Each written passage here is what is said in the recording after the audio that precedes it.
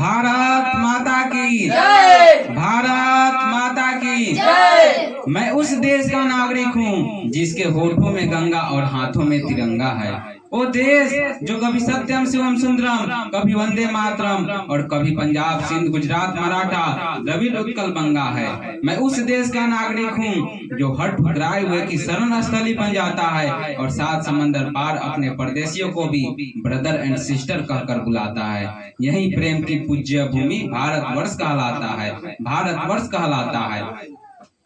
आज हम भारत के 80वां स्वतंत्रता दिवस के अवसर पर यहाँ पूरे हर्ष और उल्लास लगन के साथ उपस्थित हुए हैं और अपने जिम्मेदारियों को पूरा करते हुए झंडा फहरा रहे हैं। साथियों, आजादी का मतलब किसी भी जमीन के टुकड़े को स्वतंत्र करना नहीं है, अपितु इसके अंदर रहने वाले हर जीव, हर जानवर एवं हर व्यक्ति को स्वतंत्र रहना है। आज हमें आजादी का 80 साल हो गया, फिर भी मानसिकता धर्म एवं जाति के नाम पर बंटने का रखते हैं। साथियों, आजादी हमें एक दिन के संघर्ष से नहीं मिला है, इसके लिए हमारे पूर्वजों ने अनेकों वर्ष संघर्ष किए, अंग्रेजों का हर एक जुल्मों को सहे, न जाने कितनों वीरों ने इसके लिए बलिदान दे दिए। तब जाकर हमारा भारत 15 अगस्त 1947 ईस्वी को आजाद भारत के रूप में संवारा गया। साथियों, ये अर्पण की भूमि है, ये तर्पण की भूमि है, ये अर्पण की भूमि है, ये तर्पण की भूमि है। इसकी नदी नदी हमारे लिए गंगा है, इसका कंकर कंकर हमारे लिए शंकर है। हम जिएंगे तो इस भारत के लिए और मरेंगे तो इस भारत के लिए। अगर आपके अंदर देशभक्ति का जुनून है तो आपकी पूरी समर्पण इस महान भारत के लिए होनी चाहिए। साथियों, यह देश हम सबको तोहफे में नहीं मिला है, यह देश हम सबको विरासत में मिला है। इसको सुव्यवस्थित विकसित करना हम सबका कर्तव्य है और इसको सम्मान पूर्वक अगले पीढ़ी को सौंपना हमारी जिम्मेदारी है। हम लाए हैं तूफान से कश्तियां निकाल के, हम लाए हैं तूफान से कश्तियां निकाल के। इस देश को रखना मेरे साथियों संभाल के, इस देश को रखना मेरे साथियों संभाल के।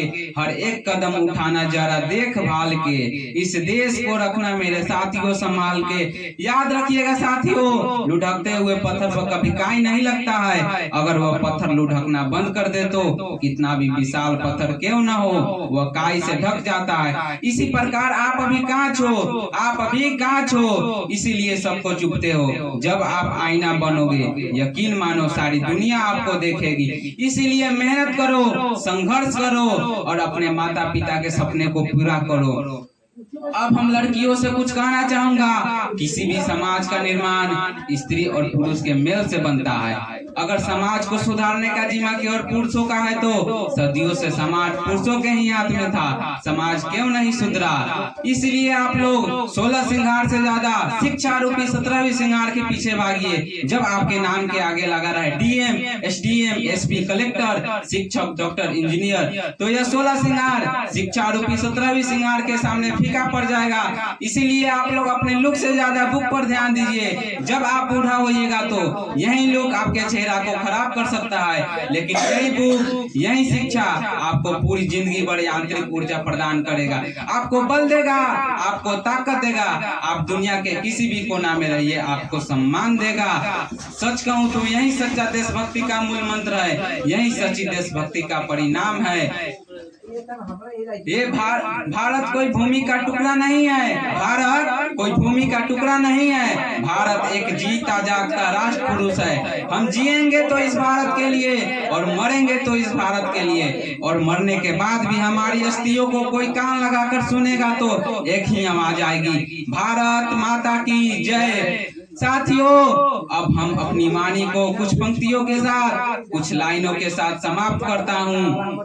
सरफरोशी की तमन्ना अब हमारी दिल में है, देखना है जोड़ कितना बाजुए का दिल में है। सरफरोशी की तमन्ना अब हमारी दिल में है, देखना है जोड़ कितना बाजुए का दिल में। साथियों, अब हम जाते जाते आप सबसे एक ही बात कहना चाहूंगा, इस झंडे को फहराने के साथ साथ अपने अंदर, अपने जीवन में भारत माता के प्रति जिम्मेदारियों को भी फहराइए और मेहनत कीजिए, संघर्ष कीजिए और अपने माता पिता के सपने को पूरा कीजिए। अगर आपके अंदर देशभक्ति का जुनून है तो इस लाउड स्पीकर से ज्यादा आपकी अपनी आवाज होनी चाहिए। भारत माता की जय, भारत माता की जय, जय हिंद, जय भारत, जय हिंद, जय भारत। साथियों, अब हम आप सबको धन्यवाद देता हूँ, क्योंकि आप लोगों ने मेरे बातों को ध्यान पूर्वक सुना और समझा और शायद अपने जीवन में भी उतारने का काम करेंगे। धन्यवाद सबको, दिल से धन्यवाद।